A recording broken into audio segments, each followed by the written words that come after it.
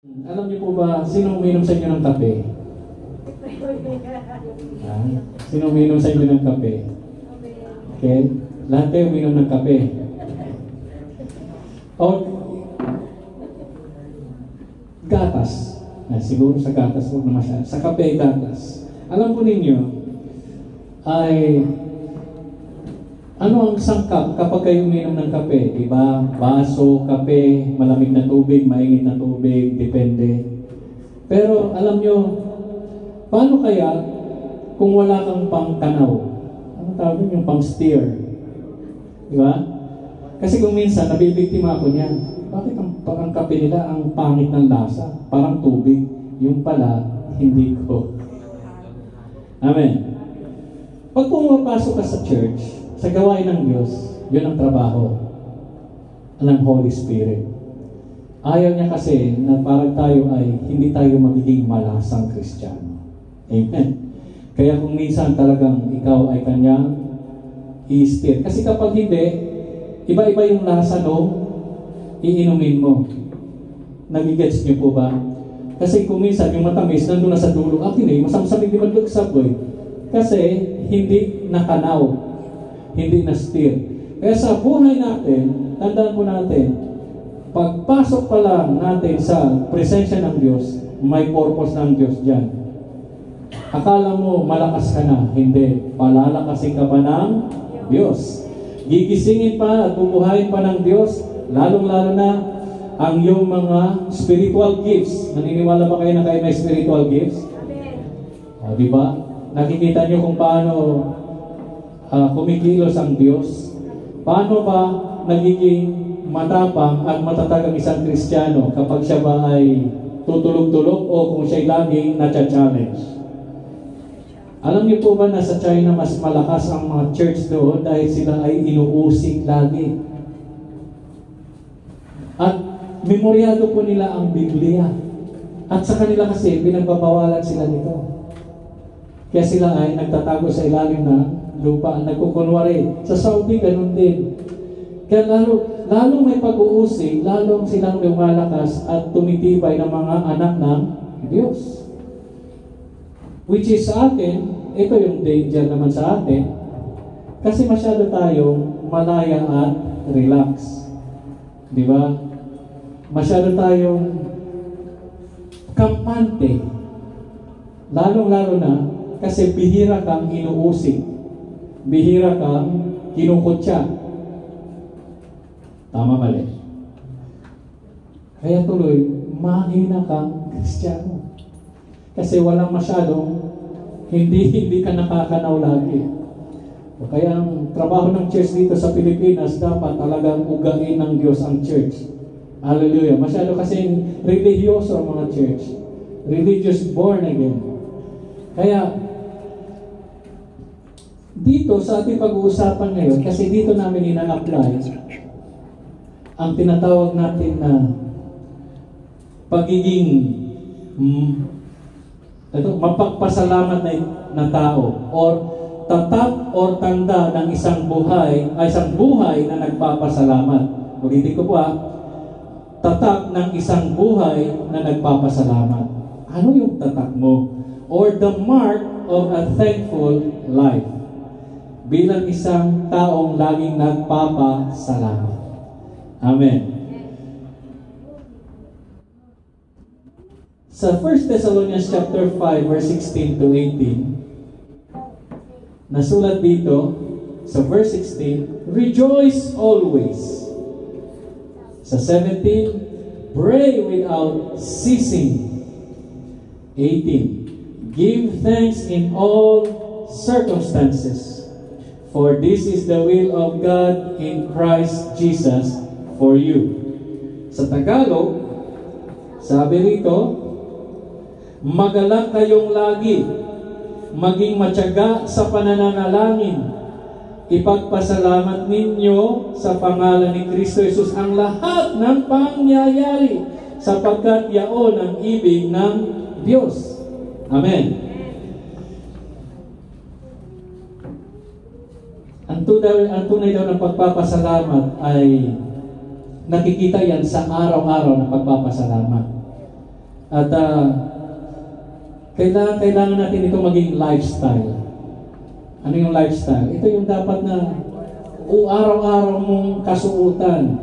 Yan ang yung papakita. Kaya kanina habang nag-awitan, munti ko nakalimutan eh. Ano kaya kung ano kaya kung isang araw ay may umuwi na sa Panginoon? Ibig sabihin ay manatulog na. Gusto niyo ba yung tugtugang ganito sa inyong amen? O, para hindi combo. Ang dadalhin ay pagpupuri sa Diyos kasi ay mapalad siya, nakauwi na. Hallelujah. Kasi alam mo na yung uuwian mo. Nagpapasalamat ang buong kapatiran dahil ikaw ay uuwi na.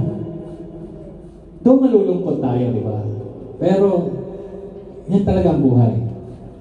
Habang umawit tayo kanina, meron yung sa unang-unang parte doon na kahit sa pangamba ay siya'y nagpapasalamat. So, tingnan natin Sabi rito, ang unang-una daw ng isang tanda o isang tatak ng isang taong laging nagpapasalamat. Kasi ito po yung buwan, mga brothers and sisters at mga kaibigan. This is a Thanksgiving month. Sa November 28 ay Thanksgiving Sunday sa Amerika. Holiday namin yun eh. Talagang nakalaan yun para magpasalamat sila sa US sa Diyos. Nakakuan talaga yun, holiday yun. Talagang magse-celebrate sila na magpapasalamat sila sa Diyos. Sa isang taon. Pero dapat ang Kristiyano ay lagi nagpapasalamat. Tingnan nyo dito, sabi dito sa verse 16. In the Bible, the word rejoice appears 14 times. Nasa verse 1 Thessalonians chapter 5 verse 16. Kaya sabi dito, magala kayo lagi. Tama ba yung pagka-translate sa 16? Magalak kayo lagi. At tingnan mo katabi mo, nagagalak ba? Ha? Amen? Lahat ba ng oras nagagalak ka? Yung iba, hindi. Totoo. Pag na-scam ka ba, nagagalak ka? Natural, hindi. Pag nadaya ka ba, nagagalak ka? Hindi. Paano ito? Sabi ni Lord, magalak kayo lagi. Amen. Nagagalak ka ba na ito ay isang utos ng Diyos sa pamamagitan ni Apostle Paul, inutos niya sa church ng Thessalonica o the Thessalonians Church. At alam niyo po ba nung siya nagpapasalamat, picturein po natin, si Paul po ay nasa loob ng bilangguan. Amen. Nasa loob siya ng bilangguan. Bakit siya nakakulong? Dahil sa pagpapahayag sa salita ng Panginoong Hesus. Hindi siya nakulong doon dahil siya nagnakaw o nanira ng tao or ng scam ng tao. Hindi po. Or siya gumawa ng krimen. Siya nakakulong dahil sa pagpapahayag at pagsasaksi bilang lingkod ng Panginoong Hesus. Nakuha niyo ba ang sikreto ng kagalakan? Tinuro sa amin ng Diyos kung ang difference ng joy at saka yung happiness. Kapag marami kang pera, happy-happy. Tama po, di ba? Saya mo na maikot mo ang buong mundo, sasakay ka ng aeroplano, barko, submarino, lahat na sakyan mo, pati kamelyo, kabayo, lahat na sakyan mo, magiging masaya ka. Kahit ka nito, kahit kanyan, kasi marami kang pera. Ibig sabihin, kaya ng isang tao maging masaya. Pero ang tanong, hanggang doon na lang yun. Kung may pera ka, kung wala ka ng pera, paano ka nasasaya? Yun ang kasayahan, nagmumula sa mundo, sa tao. Ang joy, yun ay nagmumula sa Diyos. Bunga ng Holy Spirit. Dahil si Paul ay nasabi niya to, sapagkat siya naglilingkod sa Panginoon, pinaparusahan siya, nagsasakripisyo siya, ngunit ang kagalakan niya ay dahil nakikipag-isa siya sa paghihirap ng Panginoong Jesus. Yung pala pinagkaiba ng kagalakan sa kasayahan. O tingnan natin sa darating na Pasko, magiging masaya ka kung may mabunod kang regalo. Hanggang doon lang. Pero kapag ikaw ay naglilingkod sa Panginoon at nag-sacrifice ka at naghirap ka dahil sa pangalan ni Lord, ang kapalit nun, ang bunga nun ay ano? Joy. This is what we call the joy. At kahit sa gitna nun ay makakapagpasalamat ka sa Diyos. Tingnan niyo mabuti ang difference. Kapag ikaw ngayon ay sagana at biglang nagkaroon ng pagsubok ng kawalan, magpapasalamat ka pa kaya sa Diyos? So ibang-iba. Kasi ang mangyayari is magrereklamo ka. Bakit, Panginoon? Mabuti naman akong tao. Bakit mo kinuha ang aking kayamanan? Ang aking kalakasan? Paano na ako sa aking mga kaibigan? Yun ang kasayahan. Naranasan ko yun nung hindi na ako makapagpalipad ng eroplano. Wala na ko mukhang ihaharap kasi wala na pera eh. Eh ako yung kilalang-kilala na magaling, na marunong magpalipad, na pinagmamalaki ng instructor ngayon, wala na akong pera magbayad ng eroplano. So wala na, hindi na masaya. Ano nangyari? Depression. Lungkot na lungkot. Kasi ang pinagbabasehan mo ng kasayahan ay yung iyong sariling kakayanan, kagalingan, karunungan. Pero ang joy, nagbabase ka sa lakas at kagalakan na ibinibigay ng Diyos dahil ikaw ay naglilingkod sa Kanya. Now, mamili kayo. Kasayahan lang ba o joy? Joy is one of the fruit of the Holy Spirit. Amen. Are you ready to get joy in your life? Amen? Ito yung tinatawag natin kaya nga, subukan nyo na ngayon. Kasi ngayon, gusto ko magkaroon ng joy. Hindi, patas na joy. Hindi lang yung happy. Walang problema maging happy. Amen? Alam mo naman na, lagi ka na lang nasa lamay. Puro ka candy. Amen? Dapat magkaroon ka rin naman ng masaya ka, walang problema. Pero ang anak daw ng Panginoong Jesus, ang anak daw ng Diyos ay dapat ang kuning ay magkaroon siya ng bunga ng joy. Yung kagalakan dahil sa kanyang pagiging anak ng Diyos. Paglilingkod niya sa Diyos. O paano ko maglingkod, pastor? Di naman ako pastor. Tuwing linggo lang naman ako nagpupunta ng church. Hindi. Meron kayong gagawin. Mag-isip lang ngayon ng kaibigan mo o kakilala mo, hanapin mo yung tao, mapagsiran mo na open-minded. Anong ibebenta mo? Actually, hindi. Ililigtas mo siya. Hallelujah! Eh, paano pag inayawan ka niya, tapos yung circle of friends mo, inayawan ka na? Ay, weirdo na siya. Hindi na siya yung katulad dati. Kakaiba na siya. So, ano ngayon? Magkaroon ka ng pagkakaroon ng iiwasan ka na nila dahil ikaw, lingkod ng Panginoon, ngayon, nararanasan mo ngayon, either maranasan mo, sasama ka sa happiness lang ba, or joy. Yun si Paul. Si Paul, nakakulong, pero siya ay may tatak ng pagpapasalamat lagi dahil alam niya na yung paghihirap at pagdurusa niya ay dahil yun sa kanyang pag-ibig sa Panginoong Jesus. Amen. Ngayon, mararanasan niyo yan. Practicing na ninyo, mga kabataan, mga seniors, mga middle class, mga working class, mga young pro. Maghanap ka ng tao, masyiran mo na dapat yung mata mo ganito, parang kang radar. Hahanap ka ngayon kung sino yung, ito. Open-minded ka ba? Di ba? Usap kayo ngayon tungkol kay Kristo. Kasi gusto ni Lord is magalak kayo lagi. Hindi kayo magiging magalak. Itatak nyo na sa inyong isipan yan. Isilyado nyo na. Hindi kayo magkakaroon ng joy kung hindi kayo magdurusa sa Panginoon. Amen. Naintindihan ko ba ibig ko sabihin? Hanggat hindi mo nararanasan, nalipustahin, katulad ng ginawa kay Kristo, hindi mo mai-enjoy ang joy. Hindi joy na pang focus, ha? Effective yun. Amen. Kaya yung joy, brothers and sisters, hindi nyo po yan mabibili. At dito lalabas yung tinatawag na buhay ng pagpapasalamat. Salamat, Panginoong Diyos. Dahil ako isang makasalanan, pinili mo para makabahagi ng iyong pagdurusa. Dahil pagdating ng araw, makakabahagi ako sa iyong kaharian. Your joy will be filled, will be full. Dahil sa langit, wala na pong persecution. Amen? Kaya, pinipersecute si Paul. Kaya, hindi, pag sinabing joy, hindi po yan yung happiness. Happiness, sige, church, mag-beach tayo, mag-resort tayo. Saya-saya, pagdating ng araw, may napilay, may naputula, napagod, nasakta, tapos na yung happy-happy. Di ba? Punta tayo sa mundo, sa mundo. Mag-happy-happy tayo. Happy-happy, Tapos, hindi sa nagkaintindihan, nagsaksakan. Hindi na happy-happy yun. Patayan na yun. Amen? Naintindihan nyo, yung happy-happy, huwag tayo sa happy-happy lang. Hindi ko sinabi huwag kayo maging happy. Kung maging masaya ka, magpakasaya ka. Pero sa anak ng Diyos, dapat ang bunga daw niyan ay joy. Ang Holy Spirit, one of the fruits of the Holy Spirit is joy. Then your thanksgiving, yung pagpapasalamat mo ay talaga, ikaw ay may marka na ikaw ay isang taong namumuhay, ang iyong lifestyle ay life, ano yun?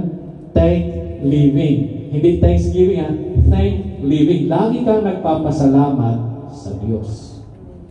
Kahit anong panahon, anong sitwasyon, anong circumstance, nagpapasalamat ka sa Diyos. Hamon sa inyo lahat yan. Kahapon nakakita ko ng naghihingalong 88 years old. Praise the Lord. At least matanda na. Kaya lang, na-realize ko doon. Ngayon, malalakas kayo, di ba? Tingnan mo, kung malakas yung katabi mo. Lakas pa, di ba? O, lakas makatulog. Lakasan ninyo at huwag ninyong sayangin yung pagkakataong mag-share ng kaligtasan. Huwag kayong mag-share kapag yung tao ay nasa bingit na ng kamatayan. Sharean niyo siya habang buhay pa, malakas pa, nakakasakot pa. Huwag niyong antayin na ito ay hinahabol niya na yung oxygen. Kahit saksakan niyo yan, wala na. Napakahirap pag nahulog sa bangin yung isang tao at isang kamay lang nakahawak sa iyo at ang malala pa ay pagdaliri mo na lang yung hinahawakan niya para iligtas mo siya. Habang kayo pa po ay malalakas pa, gawin niyo lahat na i-share ang buhay na walang hanggan sa pangalan ni Jesus. Amen po. Huwag niyong antay na, ay pastor, takin, paawatin niyo pa, patanggapin niyo pa. Anong gagawin ko nun? Hindi ko ang miyembro yun. Naintindihan niyo kung bakit kailangan ng membership? Paano ko pa tatanggapin ito? Aglalanti mo na ba? Aglalanti mo uninas labat. Ang tigang ko maghimala. Kaya nga si Jesus, inintay niya pa si Lazarus na mamatay ng ilang araw. Ilang araw bago siya pumunta doon. Hindi naman ako yun. Inante ko ang Holy Spirit, Lord, bubuhayin ko ba to? Baka nang binilay ko, pinampal ko ano yun. Aking binilay mo ni Pang. Kasi hindi mo nga member, hindi mo kilala anong sitwasyon, anong kalagayan. Amen? Ayan po. Kaya kung gusto po natin magamit ng Diyos, always think, sabi rito, rejoice always, I say. Rejoice or magalak kayong lagi. Magalak. Huwag po yung problemado ka lagi. Na ito ay isang desisyon. Didesisyonan nyo yan. Ano daw yung susi, paano ka magkaroon ng joy? Dapat daranas ka rin ng kahirapan kasama ng Panginoong Jesus. Hindi po yan makukuha sa pagka maraming pera, ay everything is okay. Alam niyo po, anong inaantay natin ngayon? Si Lord, babalik na, di ba? Malapit na. Kasi malapit. Hindi, ngayon mismo, itong araw na to, anong parating? Si Bagyo. Ito yung lagi ko sinasabi. May parating na bagyo, kaya bibilisan ko, para makabili kayo ng sardinas, noodles. Makapag-charge kayo ng cellphone. Mabilis lang daw to. Pero ang hindi natin alam is kung gaano pinsala ang gagawin ng bagyo. Kaya anong gagawin ng mga Kristiyano? Magpipray. Mananalangin. Aasa sa Diyos na, Lord, huwag niyo pong dami natin sasabihin sa Diyos. Kung ganun ba naman tayo para magkaroon ng joy, di ba? Magkaroon ng bungang joy, na lagi kang nananalangin, na lagi kang umaasa sa Diyos dahil alam mong may paparating. Di ba? Ngayon, kitang-kita, di ba sino yung mayroong cellphone na smart cellphone, pindutin mo lang yung windy P, alam mo na kung nasaan ang posisyon ng bagyo. Alam niyo ba yun? Yung isa nag-YouTube pa andito na yung bagyo. Wala sa YouTube! Nandito sa windy P. May isang apps na pag pinindot natin yan, alam natin kung saan mismo na yung bagyo. Mamaya alas 4, nandito na. May oras pa tayo. Amen? Si Lord, alam ba natin kailan siya babalik? Hindi. Alam ba natin anong oras? Hindi. May satellite ba? Wala eh. May Biblia. Amen? Yun ang pinagkaiba. Parating si Lord. Kaya ngayon pala sabi niya, ano man ang sitwasyon, ano man ang harapin natin, maggalak ka lagi. Si Ate Kors, kaalis lang. Naalala ko nung bumigay yung isang dike at binaha ang barangay Bani. Habang binaba sila, lagi ko na ikikwento kasi yun ang nangyari. Nagpupuri sila sa Panginoon. Wala na sila magagawa. May baha na, lubog na. Yan po ang barangay Bani. So nagpapasalamat pa rin sila sa Diyos kahit na sila ay binabaha. Parang normal na lang, di ba? Pero iba yung happy-happy dahil bumaba, dahil sumakay ka na sa salbabida o lumangoy-langoy ka doon sa maputik na tubig, happy-happy yun. Pero pag nagpapasalamat ka sa Diyos, halimbawa, naanod yung baboy mo, nasira yung pananim mo, Lord, thank you pa rin. May isang taong gano'n sa Biblia, si Job. Si Job ay sunod-sunod, kilala niyo si Job, di ba? Hindi niyo pa nakilala? Hanapin niyo sa inyong Google, Job, andito yan. Nasa Bible. Sunod-sunod na bad news. Job, Job, Job. Hindi pa siya natatapos yung isang bad news. May bad news, isang bad news. Pero sabi ni Job, sana, hubad akong dumating, hubad akong aalis. Ibig sabihin, salamat o Diyos, naranasan ko ang mga bagay na ito. Count your blessings. Kapag dumarating ito, isipin mo kung saan ka niligtas ng Diyos, saan ka pinalaya ng Diyos, doon ka makakapagpasalamat ng totoo sa Diyos. Kaya nasabi ni Jesus, kung sino daw yung mas maraming kasalanan, siya yung mas maraming pag-ibig sa Diyos. Kasi mas marami siyang kasalanan na pinatawad ng Diyos. Kaya po, brothers and sisters, huwag ko naman sinasabi sa inyo na magkasala ka para mahalin mo si Lord, ha? Ngayon pa lang, mahalin mo na siya para yung joy mo ngayon, marami kang bunga ng joy. Alam niyo, bago ka makakuha ng joy, sasabihin ko sa inyo, marami kang daranasing sakit sa dibdib. Pero huwag kang magka-heart attack. Pumalakpak ka kasi nakikisa ka sa paghihirap ni Jesus. Kasi alam niyo, napakadaling sabi nga nila, pag marami ka daw kaibigan, ingat ka, baka puro plastic yan. Ang isang tao, puro katotohanan, kukunti kaibigan yan. Kasi alam niya yung katotohanan, ayaw niya ng plastika. At dito niyo masasala ang inyong buhay. Sinong mananalangin sa iyo? Nung nasa Taiwan ako, grabe magdamayan sila. Grabe. Kasi ito yung kanyang kabarkada sa sugalan, sa inuman, sa beer house. Ang ibali-bali sa ulupan daw. Makapaibog. Habang ikaw, gustong-gusto mo, kaya lang, alam katotohanan, hindi pwede. Naiintindihan niyo ba? Hindi pwede. Sabi ko, ang lungkot naman pala kay Lord. Paala gano'n. Kaya lang, doon mamumunga yung joy pag ikaw ay magtitiis. Magtsatsaga na sumunod sa kalooban ng Diyos. Kahit na gusto mo man lang na saya-saya naman nila lagi. Parang walang problema. Pero maya-maya may nasagasaan na kasi umuwi lasing. May uuwi, ang laki-laki ng kinita sa company, pag uwi sa Pilipinas, parang pa rin sa utang. Kasi ng babae, nagsugal, paun sa utang.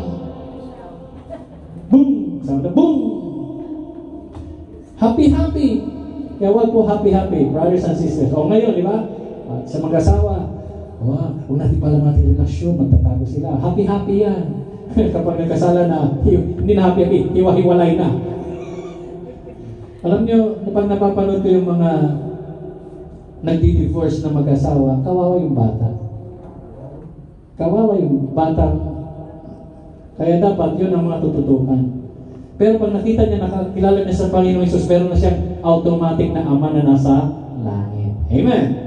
Sabi ng Diyos, kaya nga, okay lang, nakaupit naman ang pangalan mo sa aking palad. Taligdan ka man ng iyong ina, nakaupit naman ang iyong pangalan sa aking palad.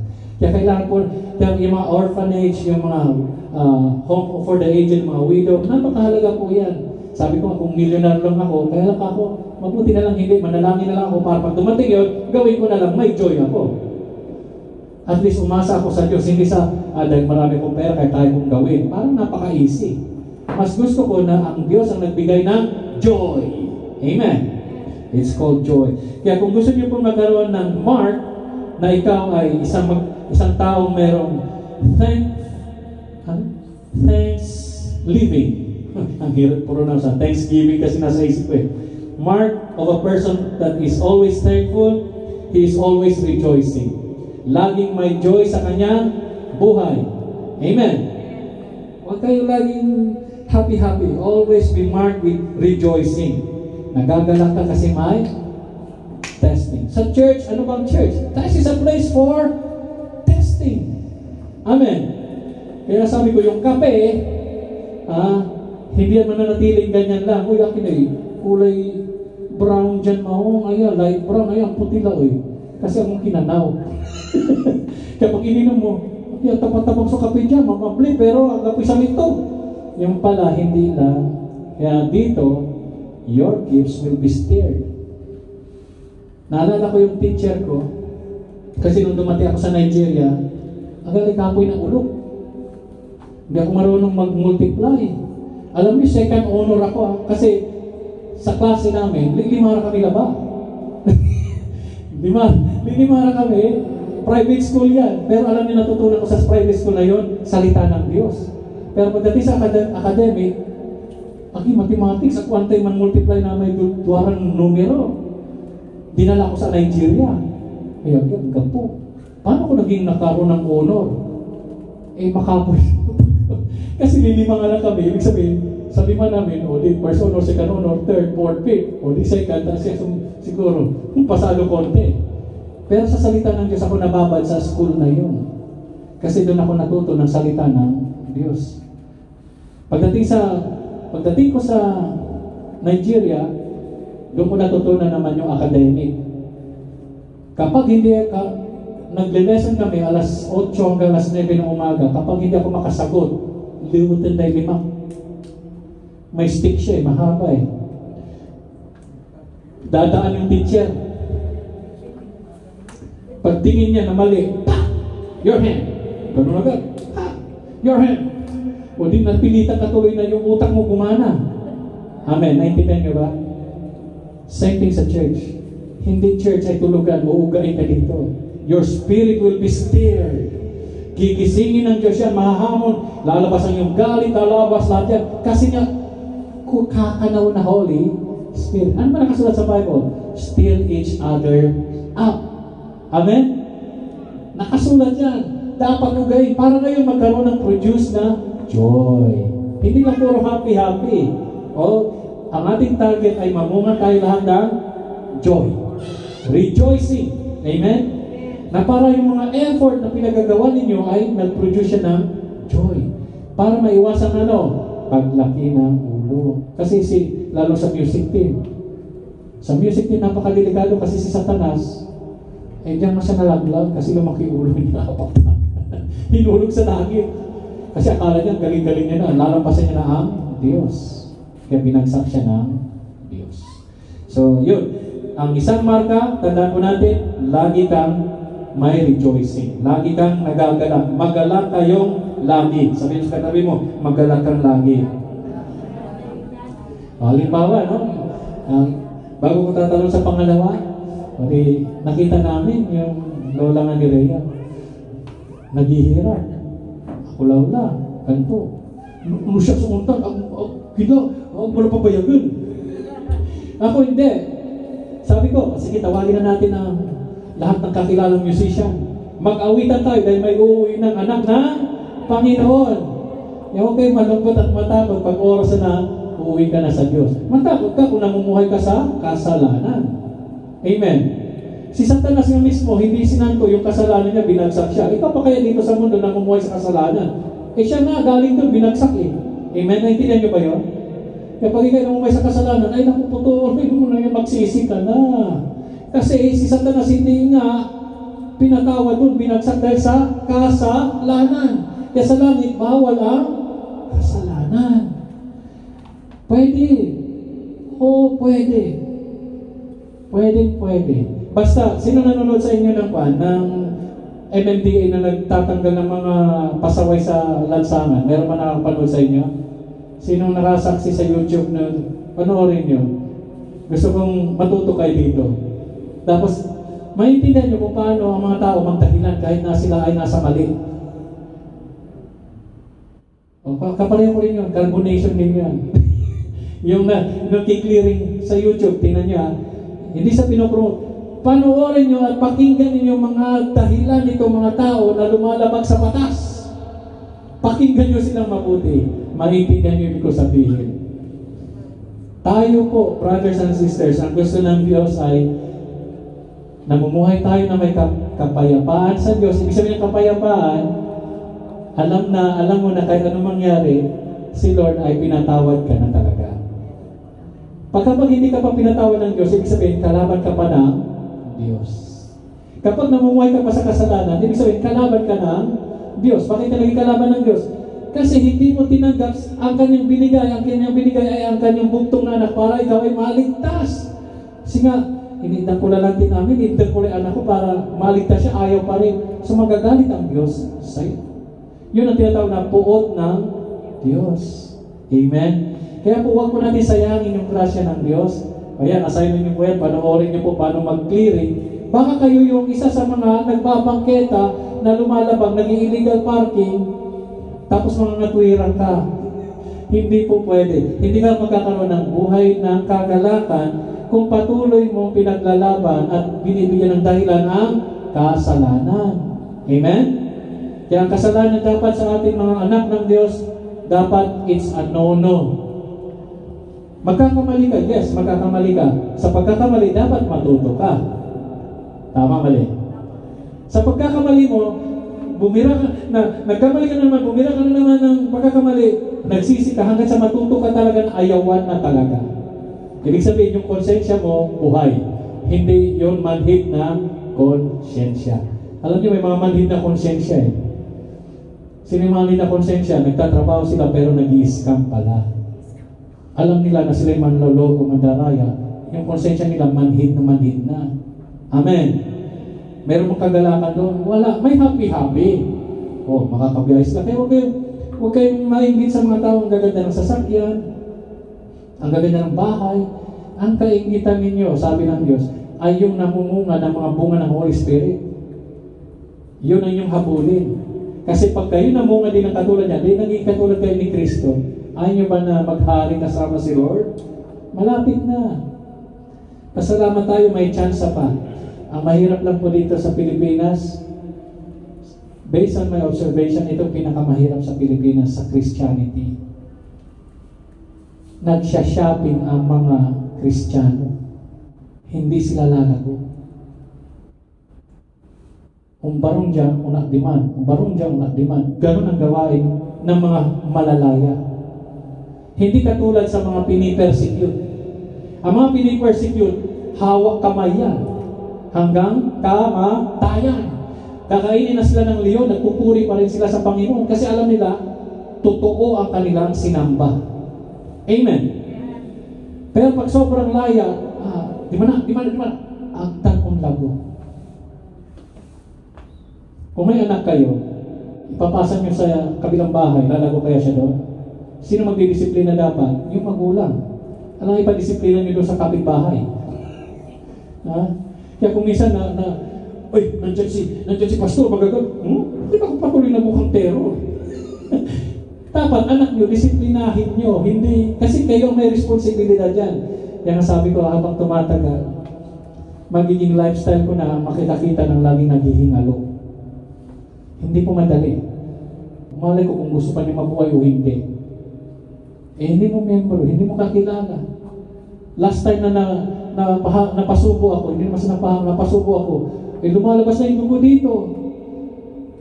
Naghihingalo, lumalabas yung dugo dito. Tapos tinawag ako, hindi miyembro. Ang gagawin ko? Buhayin to. Hindi ko alam ang kwento ng buhay niya.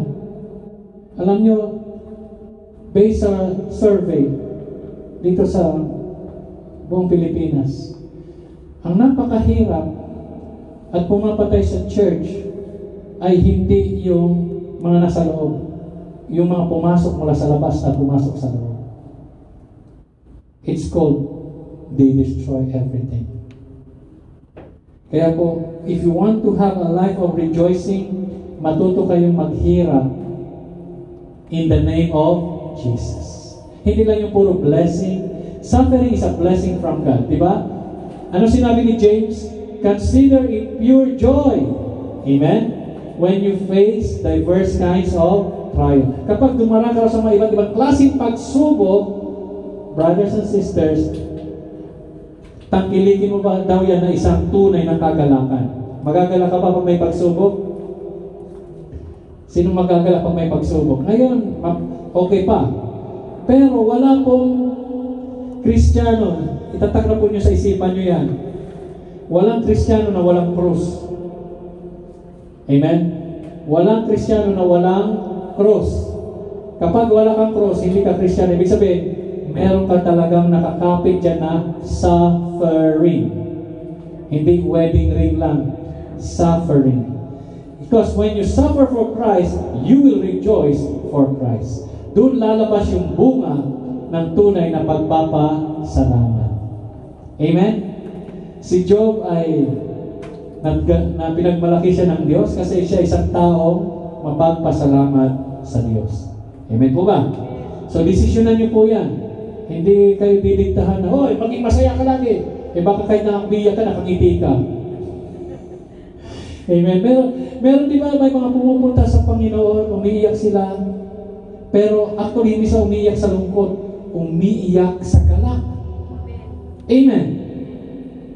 Piliin niyo po yun. Kapag hirap na hirap ka, lumapit ka sa Diyos sapagkat He will turn your sorrow into joy. Amen?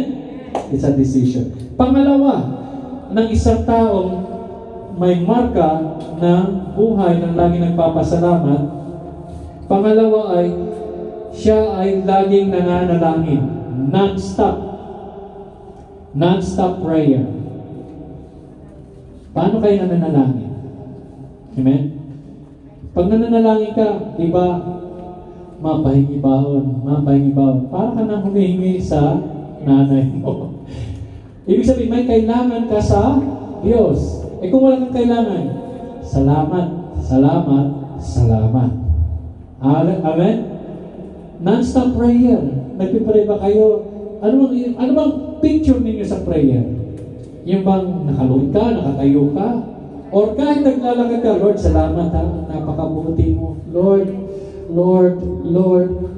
That's prayer.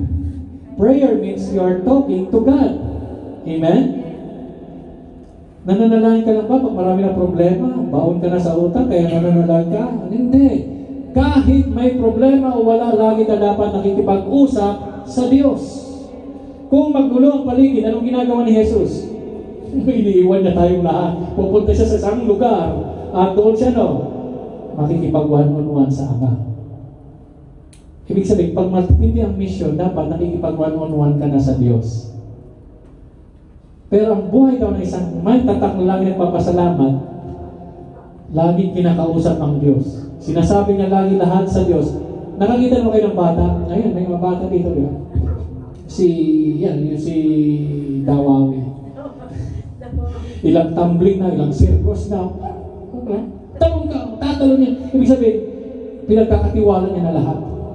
Ganun ang gusto ng Diyos sa atin. Ipinagkakatiwala lahat sa Kanya. At ibig sabihin, nagugutom ako, nauhaw ko, ihingi mo lahat sa iyong Ama. Amen? May problema kayo sa pag-aaral, sa peer pressure, sabihin mo sa Ama. Sino ba dapat ang in charge dyan? Di ba pag may kaso ka sa principal, sinong tinatawag? Si lolo ba? O si magulang? Si father, mother. Amen? Yung magulang, pupunta doon. Kaya kung may problema sa mundo, sinong dapat unang tawagin agad? Ang ating Amang nasa langit. Sino bang nagpo-provide ng buhay? Siya. Yung kahapon, tangke, malaking tangke ng oxygen. Kahit nasaksakan mo ng 10 tangke, pag talagang wala na. Makita mo na lang yung katawan. Yun na. May buhay sa mundo. Huwag nyo sayangin. Matuto ka ng mamunga. Para ngayon, kapag nakita ka ni Jesus, malayo ka pa lang, ang ginagawa na ni Jesus hindi ka na inaantay. Tumatakbo na si Jesus na abutin ka. That's going to happen soon. Marayari yan. Kaya ang rapture ang tawag sa rapture is meeting. Hindi waiting Meeting. Magsasalubong. Amen? Kaya pray and pray and pray, lalo sa panahon ngayon. Huwag kayong magpapaloko sa makikita niyo sa mundo sa panahon. I am now telling you, and I will tell you again, yung mundo ngayon, magkakaroon sila ng kasaganahan at konting kapayapaan. Huwag kayong magpaloko doon. Kasi nasusulat, when they say peace and safety, destruction will come. Ang dapat ay pag ikaw ay at peace, dapat na at peace ka sa Prince of Peace. Ibig sabihin, ang relasyon nyo ng prinsipe ng kapayapaan ay wala kang kinakatakutan na kapag nakita mo siya, alam mo na sinunod mo ang kanyang gusto. Amen? Kaya kanina sa maiksing Sunday School, pinaliwanag ko ulit kung bakit kailangan ipanganak muli. Kasi nang gusto ng Diyos. Yan ang kalooban ng Diyos.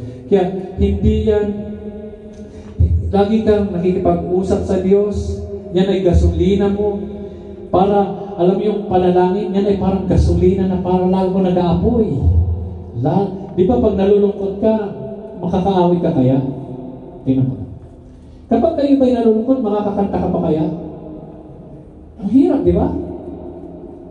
Yung isa na sinabi ko si Ate Coring, guys, habang may problema, lalo siyang kumakanta. Kaya ngayon, sagana siya. Sino paglilikuran mo dito? Ay maghanap ka. Problema ba yun? Ano ba magandang problema? Naghanap siya ng ministry. Wala siyang problema sa pagkain. Pagtanda niya, naka-ready na. Sa atin dito, maraming tatanda, hindi pa ready. Amen. Siya, ready na. Naka-ready ng pera, naka-ready ng anong gagawin sa kabaw? Gagawin niya kaban ng palay? Lalagyan ng lagay ng palay? Hindi, di ba? So, ang pagre-ready natin, ang mahalaga, meron man o wala, ang mahalaga, ready tayong harapin ang Panginoon.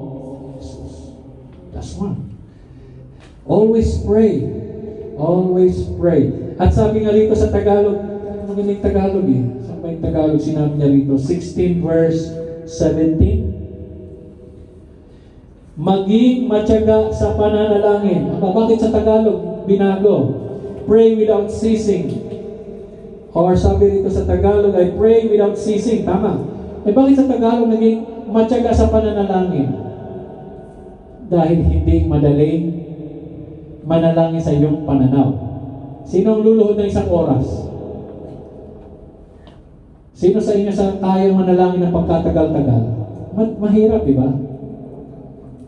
Amin lang, wala ay churches, akaulog ni Rainbow, may isang church noon, nakakonekta tong church na doon sa Rainbow. May tinatawag silang don't watch. Bangon man ko no, alas 4. Bangon kila, tamang pray. Akabungin ngini. Manay, man sang buok lang. Yun bang prayer? Prayer is when you keep telling God everything. Sabihin mo lahat sa Diyos. Lord, agalay-hirap talaga. Lord, ato ako, tingnan ko. Sino kinakausap mo? Ang Diyos. Be still. Makinig ka sa Diyos. Kung wala sinabi ang Diyos, antay mo na lang. Kaysa magpanik ka ng magpanik, walang mangyayari. You have prayed. When you pray, kapag kayo nag-pray, anong gagawin nyo? Mag-antay sa sagot. Dapat nag-i-expect ka na sagutin ng Diyos. Hindi sinagot. Pray ka ulit. Pray and pray and pray and pray and pray. Then, kapag natugon ng Diyos, pasasalamat. Or, tinugon man ng Diyos, salamat Lord, hindi mo tinugon kasi nakita mo, hindi pala para sa'yo. Amen. Sometimes, pinipilit kasi natin, pinag-pray ko na, ito na yung pinag-pray ko. Yun ba ito ng kalooban ng Diyos? Sometimes, ang kalooban ng Diyos, hindi mo gusto. Yun yung ayaw mo ipag-pray. Pray ka ng pray. Lord, pagpalain mo ako para pag yumaman ako ay maabot ko silang lahat at magiging, ang bulsa ko ay magagamit, O Diyos, para mapagpalang lahat. Napakagandang prayer, di ba? Baka mamaya, hindi pala yun ang para sa'yo dahil pag yumaman ka, mawawala ka sa kanyang presensya. Amen?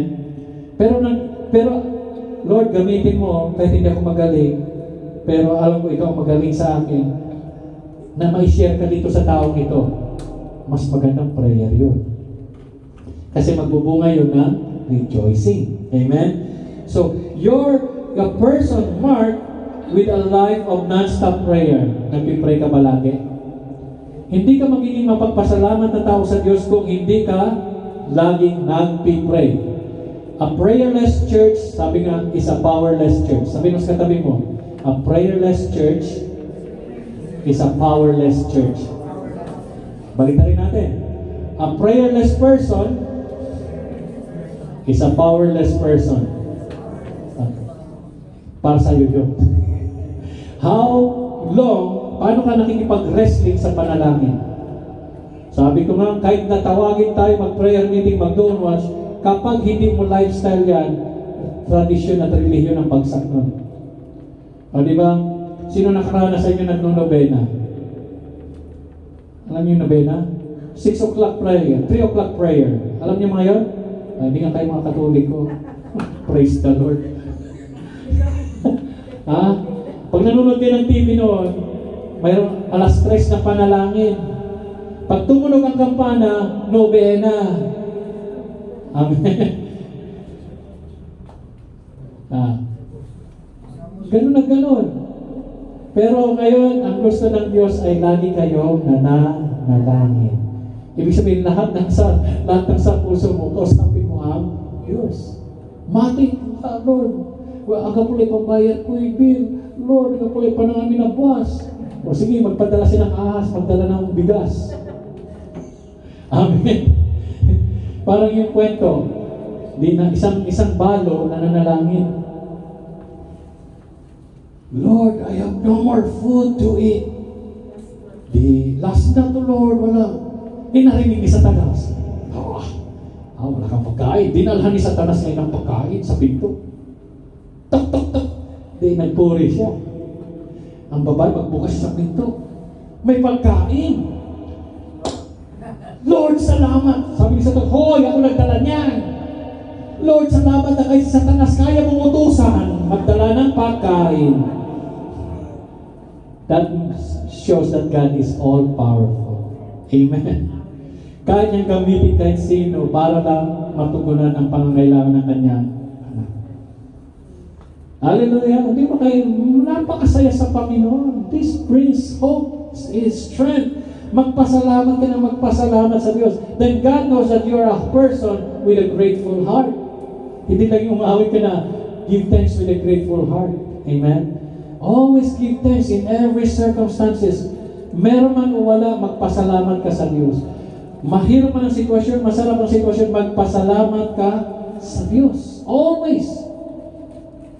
Naisip ko nga noon, sabi ko,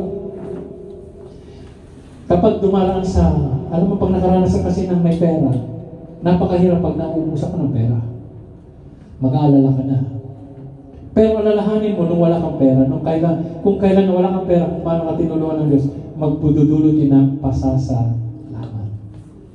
Noon nga kamo, di ako karapat-dapat, wala akong ganito, pero dahil sa grasya ng Diyos. Kaya po, brothers and sisters, piliin ninyo laging manalangin. Kasi doon naman dumarating ang kagalakan na mula sa Diyos. Sabi sa Romans 12:12, ganun din. Rejoice in hope, be patient in tribulation, be constant in prayer. Yan sa Romans 12:12. Markahan nyo na lang po yan. Pareho rin pang sinasabi. Sa Ephesians chapter 6 verse 18, pray at all times in the Spirit. Yan. Mag-uota ko konti dito. Praying at all times in the Spirit. Ayun na yung Romans 12:12. Okay, nahuli na. Tanong na lang po tayo sa Ephesians 6 verse 18. Ephesians chapter 6 verse 18. Praying at all times in the Spirit. Alam niyo ba paano gawin to? Sino hindi nakakalam? Taas ang kamay. Praying at all times in the Spirit. Amen? Ito yung time ng Holy Spirit na kikilos at tutulong sa'yo. Hindi mo alam na may papanalangin kasi ang wala tayo ibagam. Abagak lang amin. Paulit-ulit na kaya mga reliyon, paulit-ulit ng paulit-ulit. Pero wala nang kabuluhan. Praying the Spirit is different, brothers and sisters. Ito yung ililito ng Holy Spirit, kaya lang hindi mo na maintindihan. There's no point for the mind to think. It's called praying the Spirit. The Spirit leads you, teach you what to pray. Ito na yung mga lingwahe na hindi mo na lingwahe. Huwag kang magtaka pag nangyari ito sa iyo. Hindi to speaking in tongues. This is praying in the Spirit. Para siyang lingwahe na hindi mo pinag-aralan, ngunit nananalangin ka. Kung minsan umuungol ka na lang, di ba? Umiiyak ka na lang kasi, nanatangla. Pero this is the prayer, when the Holy Spirit teaches you how to pray, it's called praying at all times in the Spirit.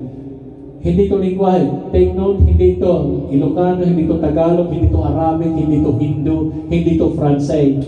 Ito po ay language of the Spirit. Sample, di ba? Yung, wala ka nang sinasabi. Di ba? Naalala niyo yung nanay ni Samuel, ni Prophet Samuel na si Hannah, napagkamalan siyang lasengga. Kasi, agad natatalusan na high priest at ibabagato. But Hannah was praying in the Spirit. Nag-gets niyo na? So when you don't know how to pray, the Holy Spirit will teach you how and what to pray. Pero huwag mo nang isipin kung ano yun. You just pray. Kaya nga kung minsan pag nag-worship, napakalaga sa mga musician at sa worship leaders at singers to flow in the Spirit. Amen? Kaya mga musician, you have to babad yourself in the Spirit. Kasi hindi lang po yan awit. This is called warfare in the spiritual realms. Amen po ba? So yung magbabad, praying at all times in the Spirit. Ito pa, with all prayer and supplication. Ano yung supplication? Kung kailangan mo mag-fasting, mag-fasting. Ang ginagawa nila sa Israel, kapag may matinding pangangailangan, anong gagawin ng Israelites? Nagsusuot sila ng sako. Ibig sabihin, inaalis nila ang comfort sa kanilang katawan. At naliligo sila ng alikabok. O, hindi. Hindi. Ipinapakita nila na talagang inalis nila ang mga luho ng laman. Pinapakita na Lord, kailangan ka namin. Walang kwenta ang buhay na to kung wala ka. Yun ang ibig sabihin. That they pray with supplication. May time na may sineselebrate ang mga Israelita nung sila ay gustong patayin ni Haman. Ito yung, ano ba yung celebration nila? I forget. Na si Esther ay ginamit ng Diyos. Pero sabi ng uncle ni Esther, huy, manalangin ka. At sabi ni Sir, magpa-fasting ako. At sinabi sa buong Israelita, kasi papatayin kayong lahat. Nag-fasting ang buong Israel, niligtas sila ng Diyos. Kaya kung may clear and present danger sa inyong spiritual life, family life, you don't just have to pray. Maybe you need to fast. Amen. Ito yung mga practical application. Huwag nyo lang pakinggan ito. Kapag nasa sitwasyon ng gipit na gipit ka na, huwag ka lang manalangin ng manalangin. Maybe you need to do something more than prayer. You need to fast. Tanggalin mo yung mga nagbibigay ng comfort sa'yo. Tingnan nyo, pag pusog kayo, ano nangyayari? Tulog. Sarap matulog, aga bangon. Tapos inakatuparis. Kaya po, pag kayo po'y nagpe-pray at talagang kailangan yung attention ng Diyos agad, show Him that you really need. Hey, Christians, be always ready. Be always rejoicing. Be always praying. Amen po? Kaya pag narinig nyo gano'n, ibig sabihin may mangyayari sa inaalarma ng gobyerno ang lahat ng tao na mayroong parating. Either malakas na ulan, may lindol, or may tsunami. So, praying at all times in the Spirit with all prayer and supplication to the end. Ano ba yan? Ay doon, nandun na mismo pala. Oh. To that end. Keep alert. Ano daw yun? Keep alert. Laging handa. At maging alerto lang ba? Dapat may pagtsatsaga at pagtitiis. With all perseverance, making supplication for all saints. Yan. Kaya gabi-gabi, we are praying for you. Now, pinagpipray nyo rin kami. We are always praying for you. Kung minsan talaga magpupuyat ka dahil may sitwasyon, pagpipray mo na pagpipray kasi it's a spiritual war. Kapag hindi kayo masyadong alerto, kayo na pala yung gagamitin ng dyablo. Amen? Kaya ang ating tema na parating ay ano yun? Sealed and filled. Bakit sealed and filled? Maintindihan nyo yan pag dumalo kayo. Lahat kayo man ay silyado. Ang tanong, may karga ba kayo? Ang anong kinarga nyo? Word of God is the food for the Spirit, to be filled with the Spirit of God. So yun po, kompletong Ephesians 6:18. Praying at all times in spirit, with all prayer and supplication, to that end, keep alert with all perseverance, making supplication for all saints. Ipag-pray nyo ang isa't isa. Tingnan mo yung katabi mo, ipag-pray mo lang yan. Magpanalanginan ang bawat isa. Kasi lahat tayo ay may kanya-kanyang pinagdaraanan. Yung iba sakit sa karamdaman, yung iba sakit sa bulsa, yung iba sakit sa isip, yung iba sakit sa puso, iba-iba ang spiritual disease. Pero ang nagpapagaling ay ang Word of God. Because God and His Word is one and the same. Kaya pag pumunta ka dito, you have to expect something. I want to be strong, healthy, and wealthy.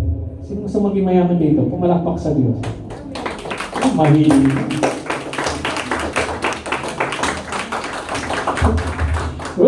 When you're listening to the Word of God, ang prosperity, hindi yan sa makikita mo lang. It is beyond. Amen? You are here because God wants you to be prosperous, healthy, and wealthy. Mahirap ba si Lord? Sa Kanya lahat ng bagay, di ba? Yung ilaw natin, binabayaran natin, pero si Lord, libre yan. Let there be light. May ilaw agad. Sa atin ngayon, let there be light. Tuk! Ay, brown out. Simple. Praise God. Pagdating sa health, wealth, and prosperity sa anak ng Diyos, hindi na dapat yan ang pinananalangin ninyo. Ano ipapanalangin? Kalooban mo, Diyos, ang masunod dito sa lupa, gaya ng sa langit. Ano bang Matthew 6:33? Seek first the kingdom of God and His righteousness, and all these things shall be given unto you. Sinabi pa ng Diyos, manalangin ka sa pera, manalangin ka ng kayamanan? Wala! Is there? Mayroon ba sa Bible yan? None! Sabi ni Lord, ibibigay ko sa iyo yan, sundin mo lang ang kalooban ko. Now we are all positioned to be, nasa progressive salvation tayo, di ba? Lahat tayo ay patuloy na binabago ng Diyos. Amen. Righteousness. Ito yung sinasabi ko. Ito yung pananalangin mo na maging matatag ka sa Diyos. Naligtas ka na ng Diyos pero manatili kang tagasunod ng Panginoon hanggang siya dumating. Progressive salvation kasi, tutuksoy ka ng mundo na gumaya sa kanila, matulad sa kanila. Kahit ikaw ay anak na ng Diyos, kuminsan pag umigay ka, o naturo na yan last Sunday, di mo ba? Tapos yung pag-aralan ulit, nandyan, isipinos ko na, binibigay ko na para alam nyo rin kung anong basahin ninyo. Ano ang tinuturo nito, pastor na to? O, basa nyo. Pag may problema kayo, tungon nyo. Amen? Last Sunday sermon, nandun sa group chat yan. Kalkalin po ninyo. Nalatay. Pag sinabi seek first the kingdom of God, ang paghahari ng Diyos. Ang pangalawa ay katuwiran ng Diyos. Hindi madaling maging matuwid sa mundong makasalanan. Madali ba? Hindi. Paglabas mo pa lang dito sa gate, ayan na, dagsa na sila. Nag-aabang na. Kung nasa iyo ang presensya ng Diyos at lagi kang puspos ng presensya ng Diyos, no problem. Amen. Naintindihan yung spiritual war. Ang spiritual war is just around. Kaya sa church, pag nakikita na namin yan, we have to secure the church. Amen. Because we pray without ceasing. We need to secure the parameter. The Holy Spirit will steer. Kaya nga, andan, dumating si Pastor Ben. O ngayon, at gusto niya, matutulungan siya. Pag ayaw niya, hindi ko siya matutulungan. Amen? Ang gusto magpatulong, matutulungan. Ibig sabihin, matutulungan tayo sa problema. Pero pag ayaw mo, bahala ka sa problema mo, hindi mo na kasama. Parang ganun. Amen po ba? Kaya pagdating sa buhay spiritual, alam niyo, nung gabay, isulong nyo lang yung sapatos ko, pasikla dyan Piano na talusan nyo. So pray without ceasing, brothers and sisters. Bata, matanda, laging dapat manalangin sa Diyos. Imposibleng wala kang pangangailangan ngayon. Sino sa inyo walang problema? Tayo may problema, bigyan ko siya. Hallelujah. Lahat tayo may problema, di ba? Kung problema natin, ito, marami kang pera ito. Gusto mong kumain ng steak. Yung pera mo, kaya lang, wala ka ng ngipin. Sila nag-i-slice, ikaw ngayon, ay bilingan tinit, ay blender tinit, at tanakan. Problema na yun. Yung iba, maraming buhok. Tama? Kayo lahat. Problema nyo pag wala kayong shampoo. Ako, no problem. So, kung minsan, mostly ang problema natin nasa ating physical lang. Pero ang problemahin po ninyo ang inyong spirito, ang inyong kaluluwa. Busugin niyo po yan ng pananalangin. Amen? Kasi ang pinapanalangin niyo po minsan kasi mali. Lord, payamanin mo kami. Lord, pasaganahin mo kami. Ano na nga sa Matthew 6:33 ang sinabi ni Lord, aming piga-piga mulatan niya, arungan ang ngunit talagang natatawusan. Matthew 6:33, unahin mong paghahain ng Diyos at ang katuwiran. Dito tayo nagsumasablay sa katuwiran yung pananatiling malinis sa gitna ng mga nakapaligid na madungis. Pananatiling tapat sa Diyos sa mga sinungaling sa paligid. Kaya ngayon, awitin mo naman yung awit ng Planet Shakers. Alam niyo awit? I made up my mind. No compromise. Talagang, naikwento ko yan dito. Kaya, yung nanghina ang body of Christ. Walang activities. Wala kasin patay. Naalala nyo na Aida, nagputol tayo ng damo dito. Revival po yun. Nabuhay ang body of Christ ng San Carlos. Ang tawag ko doon ay Kalamansi Revival kasi narinig ko yung tinig at sinabi habang naglalaro ako doon sa Mabini noon. Ang tinutugtog ko ay, I made up my mind, no compromise. Hoy, wala nang ginagawa ang mga Kristiyano. Pero ako lagi akong nakikipag-usap sa Panginoon. Paano ang pakikipag-usap sa Panginoon? Paano kayo nakikipag-usap is, Lord, nung gamitin mo ang alaba, wadya alaba. Nagagawa niyo ba yan? Gawin niyo na ngayon. Lord, wadya alaba, gamit niyo no gabay mo. Huwag yung, hindi naman ako ginagamit ni Lord, ayaw mo na akong gamitin. Hindi, huwag kayo mag-McDonald. Ngayon, sa inyong pag-uwi, Lord, nandito lang po ako, gamitin niyo ako kung gusto niyo. Huwag mo sabihin na, Lord, hindi ako matalino, hindi ako nag-aral. Bakit? In 6 days, ginawa ni Lord lahat ng nasa mundo. Lahat ng nakikita mo dyan ng mga bituin. Kaya mo bang bilangin ang bituin? No. But God just placed the stars. Let there be, ginawa niyang buwan, ginawa niyang araw. Hindi nga tayo makapunta doon kahit sa anong talino ng mga nasa. So, mark with rejoicing, mark with non-stop prayer, and lastly, brothers and sisters, marked by a life of giving thanks. Ibig sabihin, laging buhay ng laging nagpapasalamat. Kaya kung ang lifestyle mo ay laging nagpapasalamat, yan ay magandang lifestyle. So, si Hope, lagi niya nagpasalamat siya kahit nawala ang lahat ng bagay. Alam niyo lahat ng bagay? Nawala ang kanyang anak, nawala ang kanyang ari-arian, pero nagpasalamat pa rin siya sa Diyos. Si Jesus, bago niya pakainin ang 5,000 tao, lalaki, nagpasalamat siya, pinagpira-pira sa Diyos. Every prayer ba, bago kayo kakain, nagpapasalamat pa kayo sa Diyos? Amen. Yung mga hindi pa, magpasalamat na. Amen. Kapag hindi may nakain, ibigay mo na sa aso at pusa. Nilikha din ng Diyos yan. Si Paul at si Silas nakakulong, nagpasalamat sila sa Diyos. Anong ginawa nila doon? Non-concert. Pero ayaw ko naman dumating ang panahon na nakakulong kayo, ito kayo magko-concert. Ngayon pala, mag-concert na kayo sa Panginoon, laging nagpapasalamat sa Diyos. Hindi yan. Thank you, Lord. Lord, hindi po ako natanggap sa trabaho. Thank you. Sana ang tapistan talaga. Ibig sabihin, hindi kasi yun ang para sa akin kasi mali yun. In everything, Lord, hindi ko nakapasa sa exam. Thank you. Ibig sabihin, magsisipag pala ako. In everything, thank God. Lord, nalugi ako. Lord, ganito, thank you. Then sabi ni Lord, yan ang anak ko. Kasi ibig sabihin, sanay ka na sa sitwasyon. Pasalamat ng pasalamat. Alam niyo ba na meron itong isang tao outside the Bible, ang pangalan niya ay si Ignatius Loyola. Nung siya po ay ipapakain na sa leon, dahil sa kanyang pananampalataya sa Panginoon, ang pangalan niya ay si Ignatius Loyola. Ipapakain na po siya sa leon. Alam niyo, sabi niya, okay lang Lord, nagawin akong tinapay nito, basta pagkatapos nito, nandun ako sa kaharian mo. Amen. Nakatingin siya. Di ba napanood niyo yung, meron yung na papanood na pinapakain na sila sa leon, nagpupuri pa rin sila sa Panginoon.